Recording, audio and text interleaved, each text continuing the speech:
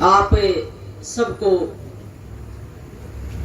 बड़े दुखी मन से मैं गुरु महाराज जी की जयंती की शुभकामनाएं दे रही हूँ।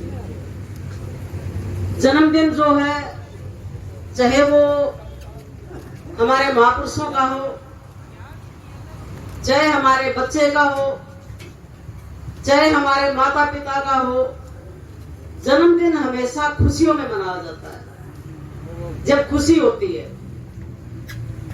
मैं बड़े दुखी मन से इस मंच से कहना चाहूंगी कि आज हम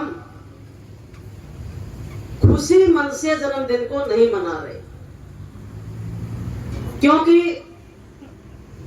जब हमारे परिवार, हमारे घर के मुखिया, हमारे माता पिता अपने घरों को छोड़कर अपनी अस्मिता बचाने के लिए, अपने भारत भूमि को बचाने के लिए बॉर्डरों पर बैठे हुए हैं, तो हम खुशी से जन्मदिन कैसे मना सकते हैं। हमें दुख है कि इस भारत देश में आज के दिन ऐसी निकम्मी सरकार है जो भारत देश के मूल निवासियों को ही इस धरती से मिटाना चाहती है, और जो सदियों पहले गुलामी का मंजर था वही दोबारा से इस देश में पैदा करना चाहती है। आज का दिन विशेष इसलिए है कि युग परिवर्तन में समय समय पर महापुरुषों ने जन्म लिया है, चाहे वो हमारे गुरु रविदास जी हों, महर्षि वाल्मीकि जी हों, संत कबीर जी हों, हमारे सर छोटू राम जी हों, बाबा साहब हों, महात्मा ज्योतिबा फुले हों, पेरियार जी हों, रामास्वामी जी हों, जितने भी हमारे सामाजिक परिवर्तन के जो योद्धा हैं, उन्होंने समय समय पर जन्म लेकर बुराइयों का सामना करके समाज के अंदर समानता का संदेश दिया, बराबरी का संदेश दिया। ऐसे ही गुरु महाराज रविदास जी ने भी, जो आज आप जिस देश के संविधान को भी पढ़ते हैं और जो संविधान में भी लिखा हुआ है कि इस देश में कोई छोटा नहीं है, कोई बड़ा नहीं है, कोई ऊंच नहीं है, कोई नीच नहीं है, सब मानव हैं और मानवता से परिपूर्ण ये संविधान हमें इस देश में मिला है। वही मैसेज जो है गुरु महाराज जी ने उस समय पर 644 साल पहले इस धरती को दिया था, लेकिन देश को तोड़ने वाली ताकतें आज भारत देश की गद्दी पर बैठकर हमें ही बर्बाद करने पर तुली हुई है।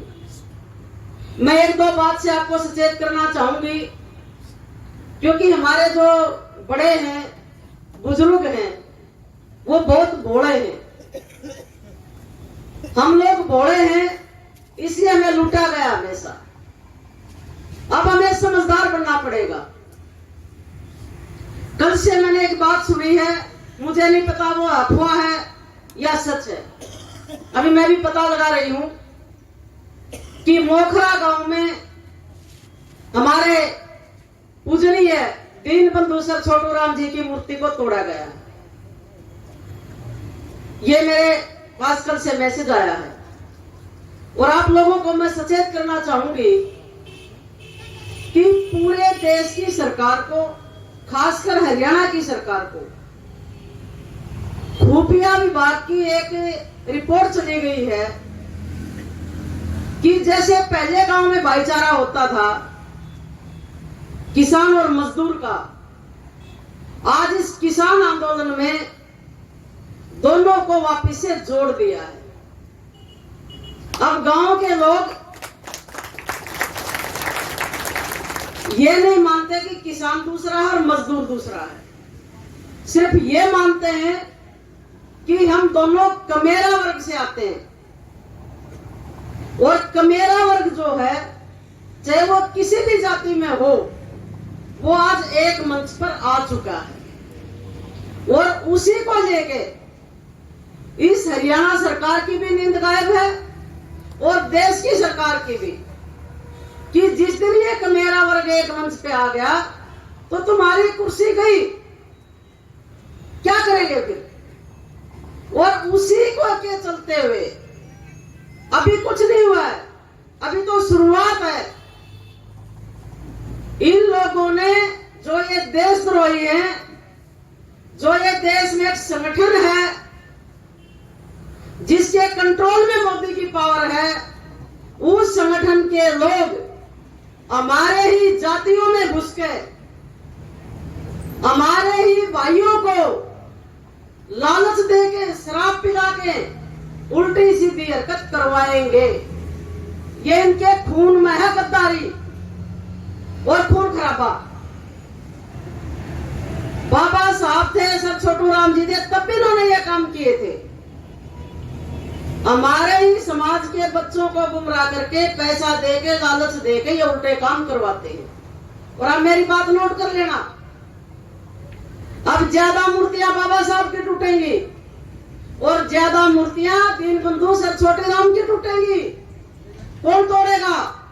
हमारे लोग नहीं तोड़ेंगे, ये दुश्मन तोड़वाएंगे हमारे को बदनाम करने के लिए कि जब ये दोनों परिवार एक हो गए, दीनबंधु सर छोटू राम जी और बाबा साहब का परिवार एक हो गया, इनको अलग कैसे किया जाए। ये साजिश है बहुत बड़ी, ये आपको बहुत गहराई से सोचना पड़ेगा। और मैं तो यहां तक कहती हूं कि जब दीनबंधु सर छोटू राम जी की मूर्ति टूटेगी, दिमाग होगा आरएसएस का और हाथ होगा दलित का। ये मैं आपको एडवांस बता रही हूं। और जब बाबा साहब की मूर्ति टूटेगी, दिमाग होगा आरएसएस के गद्दारों का और हाथ होगा जाट समुदाय का। ये मैं आपको बता रही हूं। ये हमारी ताली बजाने की बात नहीं है, ये शर्म की बात है हमारे लिए कि हमारे ही महापुरुषों को, हमारे ही बच्चों को गुमराह करके, हमें बदनाम करके और हमें दोबारा से अलग करने की बहुत बड़ी साजिश इस हरियाणा प्रदेश से शुरू हो चुकी है। जब आप गांव में जाओ, हमारे बुजुर्ग शाम को चौपाल में, घर में, बैठक में हुक्के पर बैठते हैं। वहां पे नौजवान बच्चों को बुलाओ और उनको समझाओ कि बेटा नजर रखो इस तरह की हरकतों पे।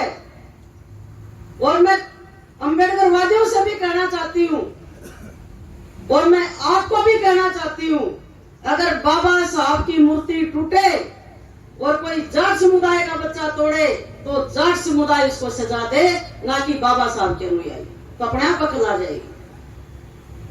और जब सर छोटू राम जी की मूर्ति टूटे, जैसे मोखरा गांव में बोला है, उस समय चमार समुदाय के लोग, अंबेडकरवादी लोग उसको सबक सिखाए, घर में जाकर साले को मारे जूतों से, तो आरएसएस की अकल ठिकाना आ जाएगी और उनकी साजिश को हम सफल नहीं होने देंगे। मैं मकड़ौली टोल के इस मंच से, यहाँ सीआईडी की रिपोर्ट भी जाती है, यहाँ सीआईडी के लोग बैठे हैं, मैं सीआईडी वालों को कहना चाहती हूँ, अपने मुख्यमंत्री को रिपोर्ट दे दो भाई। मैं इस निगम में मुख्यमंत्री सिस्टम से डरने वाले नहीं हूं, मैं गद्दारों से नहीं डरती कभी भी, क्योंकि हम कमा के खाने वाली कौम के लोग हैं। हम उन महापुरुषों का खून है जिन्होंने हमें आजादी दी है, और तुम तो गद्दार हो। हमें अपनी जान देनी मंजूर है, लेकिन हम गद्दारों से ना डरेंगे ना झुकेंगे। इसलिए सीआईडी को कहना चाहती हूं कि चंडीगढ़ में रिपोर्ट दे दो, अगर आरएसएस के लोगों ने खून खराबा करने की कोशिश की, अगर हमारे घरों में आग लगी तो तुम्हारे घर भी सुरक्षित नहीं रहेंगे। ये सोच लेना, हमारे से कमजोर घर तुम्हारे हैं, हम फिर भी मजबूत हैं। ये मेरा चैलेंज है, और कर लो मेरा पर एफआईआर जितनी करनी हो, लेकिन हम अपने परिवारों को टूटने नहीं देंगे। आज हम एकजुट हो चुके हैं, किसान और मजदूर। हमारी कोई जाति नहीं है, हमारा कोई धर्म नहीं है, हम इंसान हैं, हम मानव हैं और हमारे अंदर मानवता का खून है। हमारे अंदर किसी धर्म का खून नहीं है जो ढोंग फैलाते हैं, जो खून खराबा करवाते हैं, जो देश के टुकड़े टुकड़े करना चाहते हैं, उस धर्म से हम नफरत करते हैं। हमारा एक ही धर्म है, मानवता का धर्म, इंसानियत का धर्म। हम सबसे पहले इंसान हैं, उसके बाद हम सब कुछ हैं। आज जो पंजाब और हरियाणा, साथ में राजस्थान, उत्तर प्रदेश, दिल्ली को चारों तरफ से हमारे पूर्वजों ने, हमारे कमेरा वर्ग ने घेर लिया है, ये सरकार बर्बाद हो चुकी है। ये सरकार जो है, अब इसके अंदर हलचल मची हुई है कि कानून को रद्द करें तब मुश्किल। वो सांप के मुंह में छछूंदर आ गया। इन लोगों ने हमें गुमराह किया था, 2016 में भी गुमराह किया, लेकिन अब वो दिन नहीं है। अब हम डटकर मुकाबला करेंगे इनका। जलील होकर जीना जो है वो 100 साल भी बेकार है, और शेर का जीवन जीना, स्वाभिमान से जीना, सम्मान की रक्षा करके जीना, वो एक दिन जीवन का काफी है। हमें 100 दिन जीने की लालसा नहीं है। हम तो एक ही दिन जिएंगे, लेकिन सम्मान और स्वाभिमान से समझौता नहीं करेंगे। ये सरकार सुन ले कान खोल के। और जब पूरे देश का कमेरा वर्ग रोड पे आएगा ना, तो मोदी तो क्या, मोदी का मरा बाप को भी नीचे आकर अधिकार देना पड़ेगा। ये सरकार जो है वो देश के लोगों ने अपनी वोट से बनाई थी। इस देश में लोकतंत्र है, इस देश में संविधान है, और संविधान से जो खिलवाड़ करना चाहते हैं उनको मुंह तोड़ जवाब दे रहे हैं। इनको हर जगह जूते पड़ रहे हैं। इसलिए मैं ज्यादा न बोलते हुए आप लोगों से मैंने गुजारिश की है कि आरएसएस ने अपना खेल शुरू कर दिया है। मेरे पास वीडियो भी है जिसमें हरियाणा के सारे बड़े नेता बैठे हैं। उसमें एक आदमी कह रहा है कि जी ये जो किसान बैठे हैं इनको समझा नहीं जा सकता, इनको बहकाया जा सकता है, इसलिए कोई ऐसा फार्मूला तैयार करो कि इनको बहकाएं। तो मैं आपसे प्रार्थना करूंगी कि इनके बहकावे में नहीं आना हमने, इनकी साजिशों को खत्म करना हमने। हम पढ़े लिखे हैं, हम संविधान को मानने वाले, इस देश को बचाने वाले दीनबंधु सर छोटूराम जी, बाबा साहब, क्योंकि जनसंख्या हमारी इन लोगों से ज्यादा है। मैं उस दिन भी मंच पर बोल के गई थी कि हम 35 हैं, ये तो जाति की बात करते हैं, और आरएसएस 1 है। अब 35 1 हो चुका है, और आरएसएस का जो नकाब था, धर्म का, सेवा का, उतर चुका है। वो पूरा देश देख रहा है आज के दिन, और इनमें खलबली मची हुई है।